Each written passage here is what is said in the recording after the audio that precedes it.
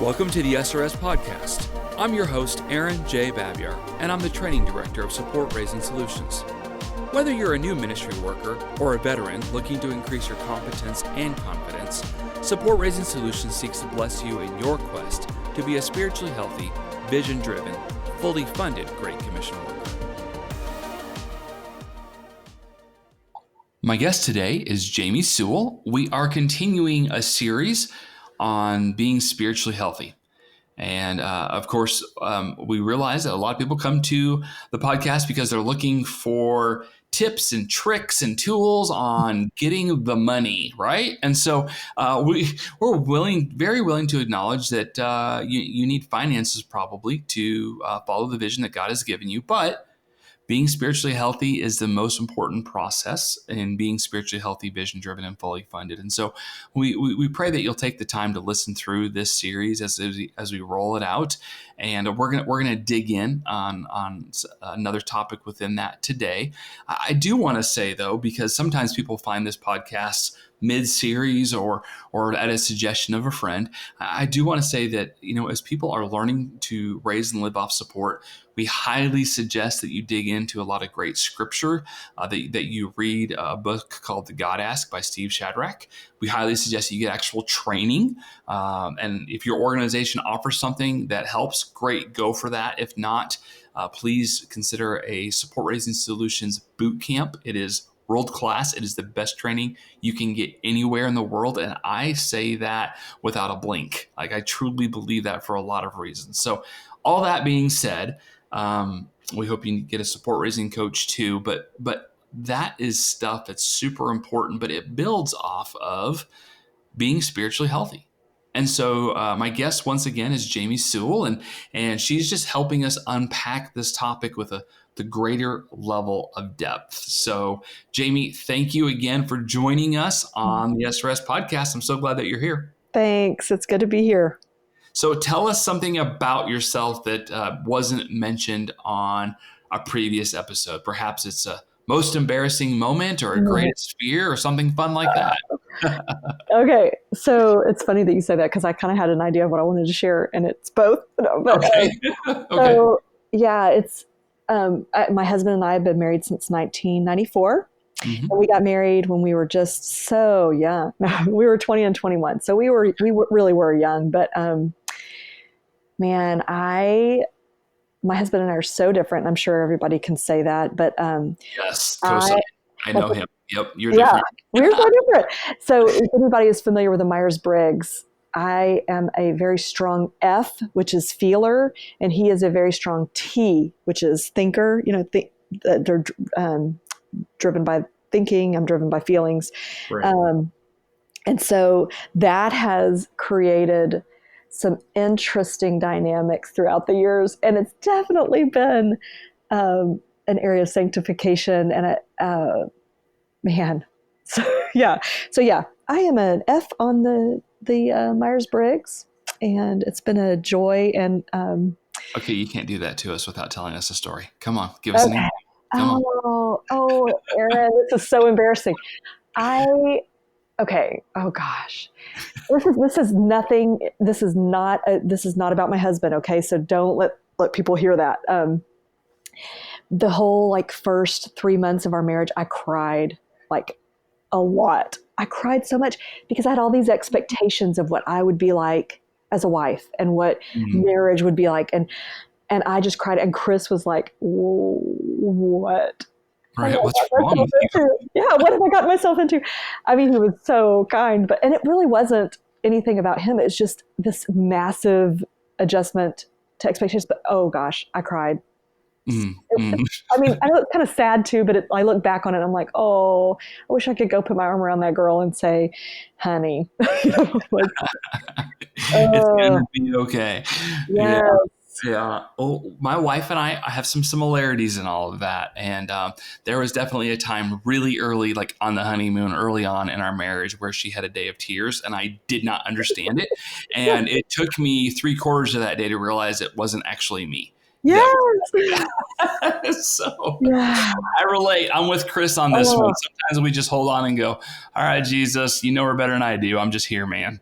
Oh, no, I know. our feelings have been I don't know if people are familiar with Pride and Prejudice, but like the mom has like this, she's her nerves is what she says, but and the husband says, yeah, they've been my constant companion these 20 years or whatever. I'm like, yep, our feelings have been my feelings have been our constant companion.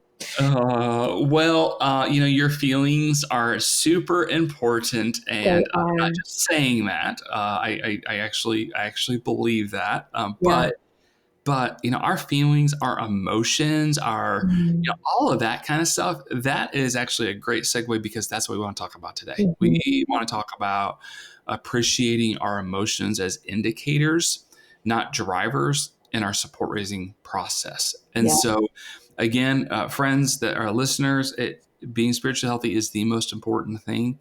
And part of that, though, is acknowledging that we have emotions and really trying to figure out the why. Like why do I feel that way? What's behind that? We're not judging as to it's good or bad to have a feeling. We're saying, okay, let's understand it. Let's think Yeah. about it. And I'll start with just sharing a story of myself and a hard lesson learned, Jamie. Years Okay. ago, I had somebody that told me no to join my support team. I know it happens to everybody. Even the guy that talks about support racism all the time, it happens, right? And you'd be shocked how often it happens to me. In fact, I think my failure rate is slightly higher than most people's, but that's a different discussion. With that being said, man, Jamie, it fired me up in a not healthy way. Mm. I remember having all sorts of emotions. Mm.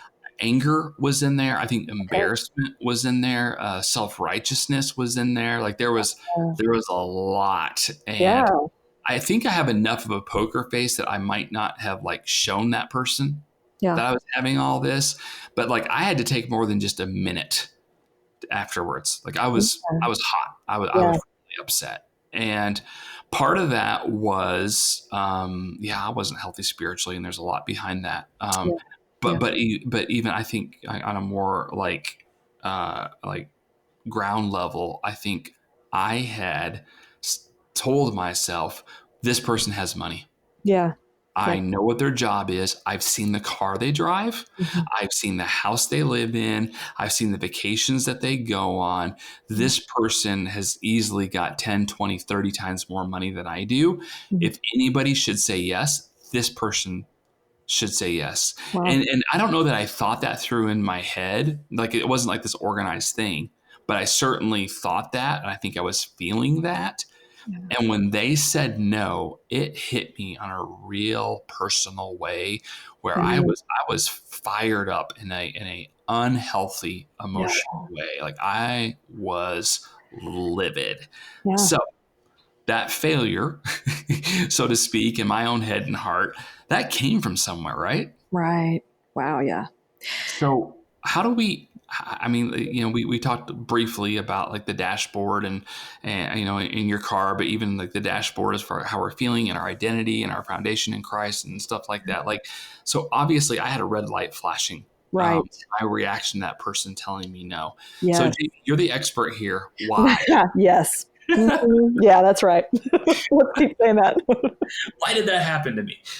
Man, that is so good. I love how you said that red light is flashing, and that's such a good way to think of it. It's a great word picture, and I hope that sticks with people. Like that's what emotions, they're gifts from the Lord. And I spent so many years thinking of my feelings and emotions as like hindrances, and they can be, if they're your drivers, but and I thought it was less than, I thought that, Chris being like a thinker, like using his mind and being logical was the superior thing. Right. Mm-hmm. And that the way I was made was lesser because I was such a feeler. Mm-hmm. But what I've learned by God's grace and kindness, is that my feelings are a gift and I need to steward them well. So if God gave me these gifts and gave me these feelings, I need to learn about them. And everybody has feelings. Some people have a harder time identifying them, and that's okay. That's a skill that can be learned. But going back to the indicator thing, um, So I have a story. Just the other day, we had to say goodbye to some dear friends who headed back overseas.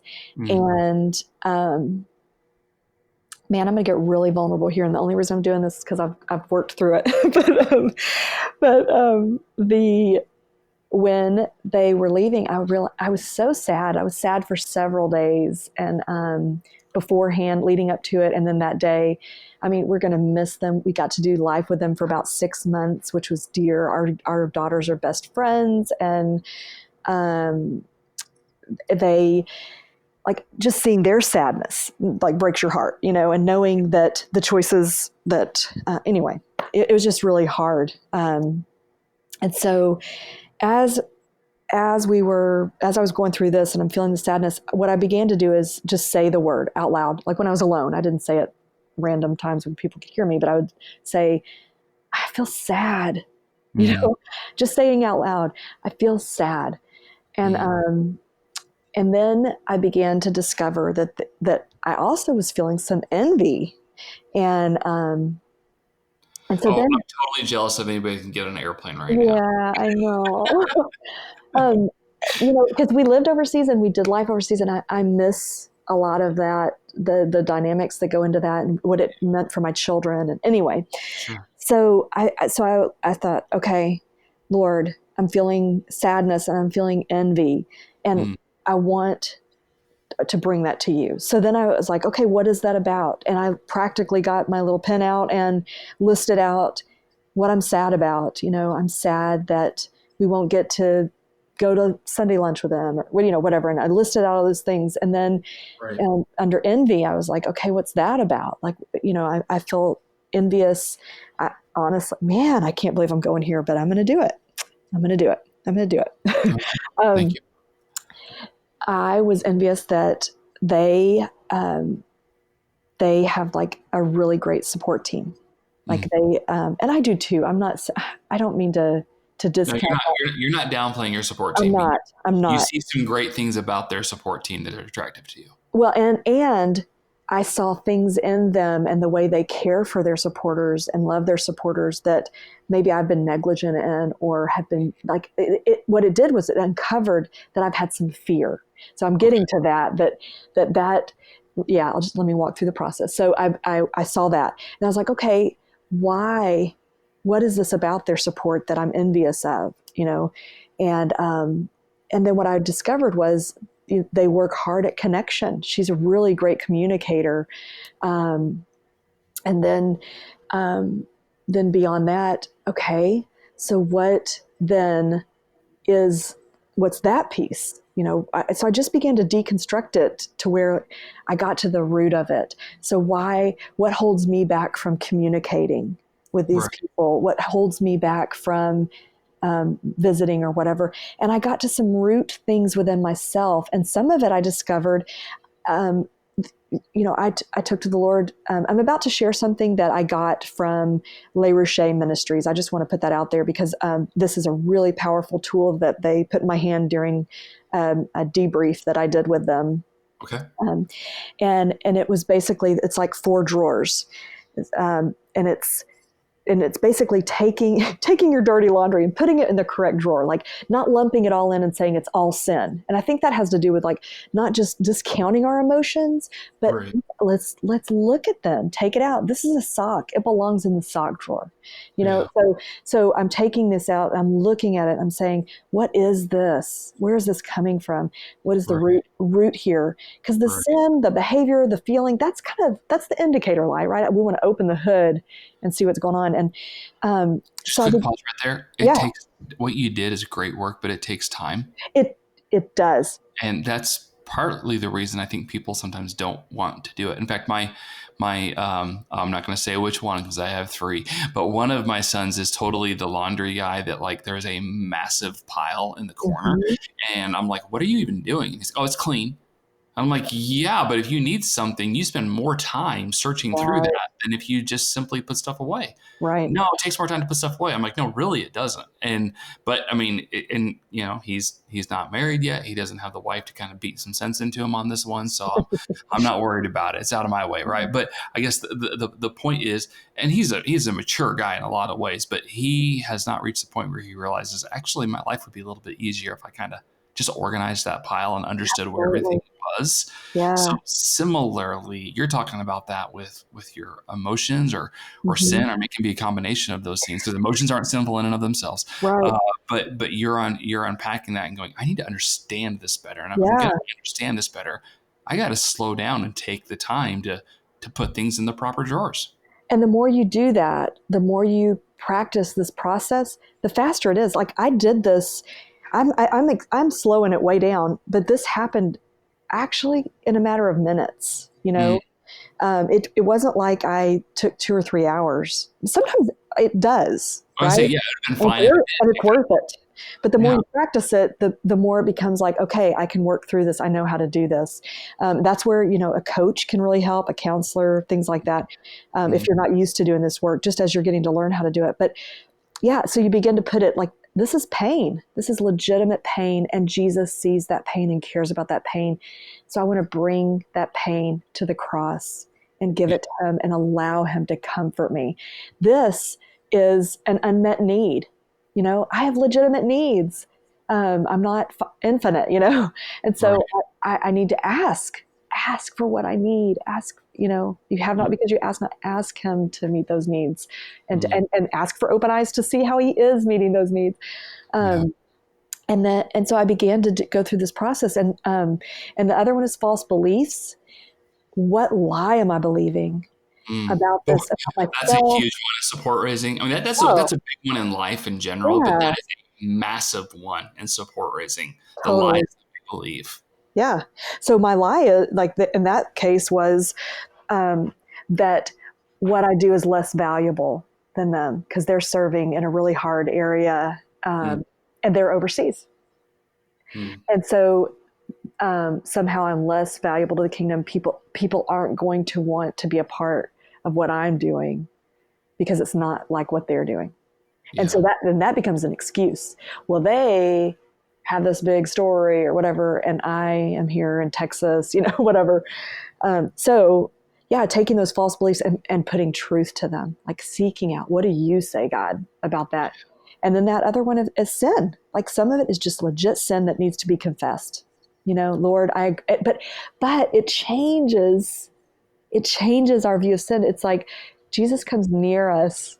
He died on the cross for this. He comes near us. And when we see that our sin is that brokenness rather than just standing in the corner with your head down with a finger wagging over you, as rather, this is a brokenness between my relationship with Christ.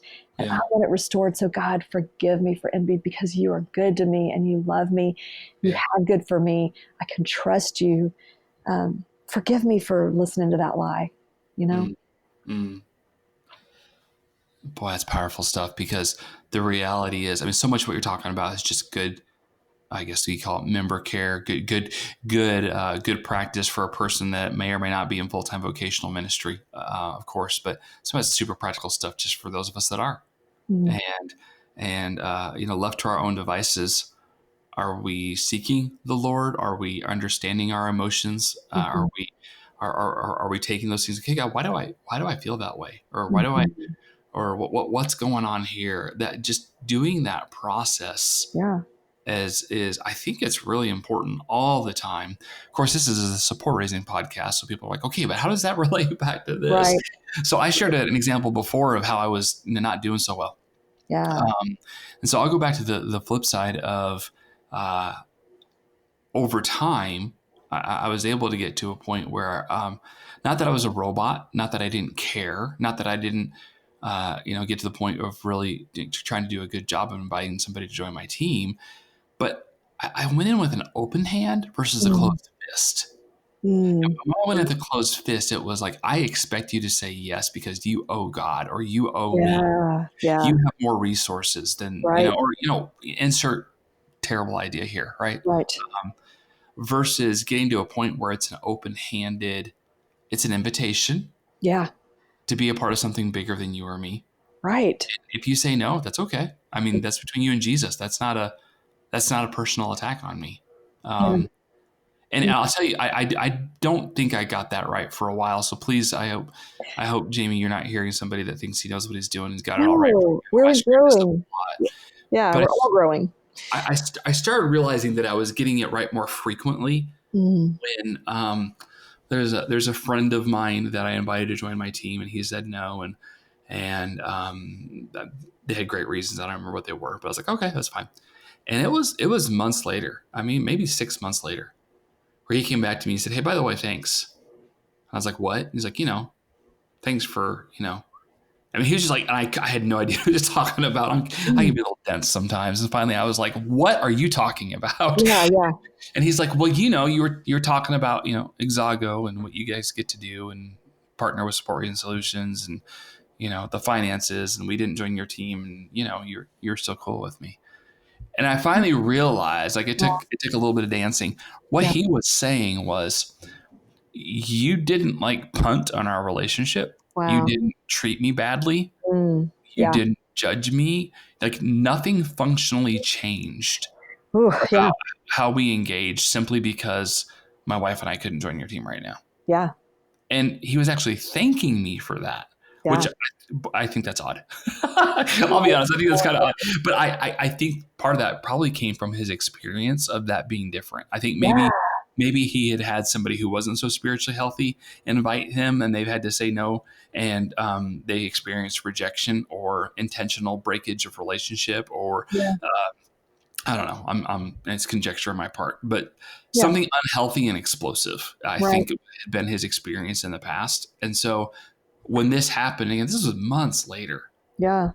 I remember just kind of, contemplating it and talking to the Lord about it. And it was probably some version of, what was that, God? Or something like that. And I think God just allowed me a glimpse into, this is what it looks like.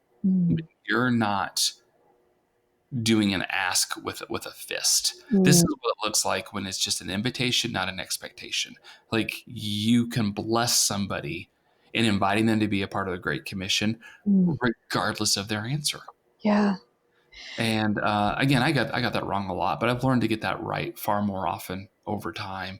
And so this idea of emotions as indicators and not drivers, again, emotions aren't bad, but I think as we can understand that stuff and how we can intentionally or unintentionally bring it into our support raising process. Yeah.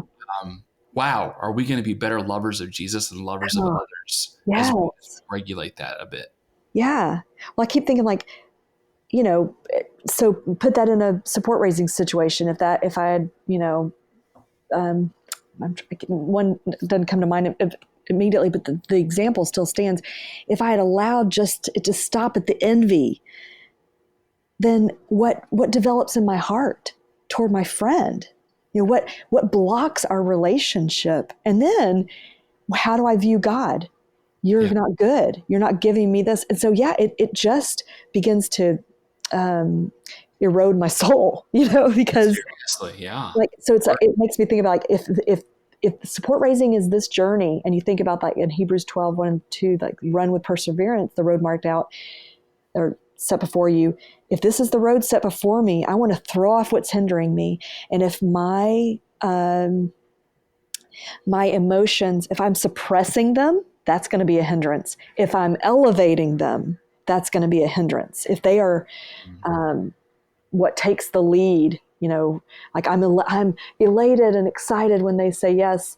Yes, absolutely. It's exciting. But if it goes back to the identity piece too, but then if I'm crushed and if I don't explore that and like, okay, Lord, let him use this, right? To draw us closer and to help us run with perseverance, to throw off those things that hinder us. Paul, you said something there. So suppressing your emotions is not the answer. Can I just be really clear on that for the people that are wired like me? Like that would be my tendency. I'm just going to suppress it. That doesn't help you at all. No. And it's not more mature than the person who lets them all go and all hang out and act like an underslept, oversugared junior higher with your emotions. Right. That's obviously immature, but it's not more mature to go, oh, well, I just don't have emotions. I just ignore them. I don't need them. That's like, there has to be a balance because either one of those other two ditches, those actually just harm you. They harm your relationship with the Lord, with how we talked about identity last time we did this, how it harms that. It's going to harm your support raising process. Like there's some pretty big stuff. Yeah. That you're going to affect in a lot of things, but including your support raising, if you don't have a handle on appreciating your emotions and understanding how they're a part of all of it. Yeah. Man, doesn't it just kind of lean into that, acknowledge him in all your ways? So you leave a support appointment and you're feeling kind of down about it. Okay, Lord, I'm feeling kind of down about this. What's there? I want to acknowledge you in this and come to you in this. And because it's about him, our lives are about being transformed by the renewing of our minds and being more like him, knowing him more. And so allow the Lord to use this and to use our emotions in this to drive us to him rather than away from him. Yeah. Well, and that's Proverbs 3:6, where it talks about acknowledging the Lord. And wait, you know what? I'll just read it. Okay. And all your ways acknowledge him and he will make straight your paths. So all your ways acknowledge him, he'll make straight your paths. That doesn't mean support raising is going to be easy. No. It doesn't mean it's going to be simple, but as we take even our emotions to the Lord and we unpack it with him and we seek him, it certainly is it's going to help us be on the path that he wants us to be in. And quite honestly, and you and I both heard this a lot, Jamie, but I'll say it here, support raising might be one of the more sanctifying things you ever do. Yeah. It's hard. That doesn't mean it's bad. Right. That doesn't mean it's bad. It might make you mature in ways you're not so interested in maturing right now. But if you don't, you'll never be fully funded. So it's very circular. That's for sure. Yeah, you can lean into it or you can fight against it. Yeah. Well, Jamie, I think that we've reached a good pause point for our series, at least for today. I know that we're not done. We want to keep going and dig into some other topics in this spiritually healthy series. But thank you again for joining us on the SRS podcast. It's a pleasure to have you, and I'm looking forward to continuing to dig into this a little bit more later on. Me too. It's fun to talk about. Thanks for joining us for this episode. We would love to hear your ideas for future content. Please visit supportraisingsolutions.org/feedback to share your thoughts and questions. Also, wherever you download your podcast from, be sure to subscribe for future episodes and come back each week to gain more insight into the process of building and maintaining your personal support team.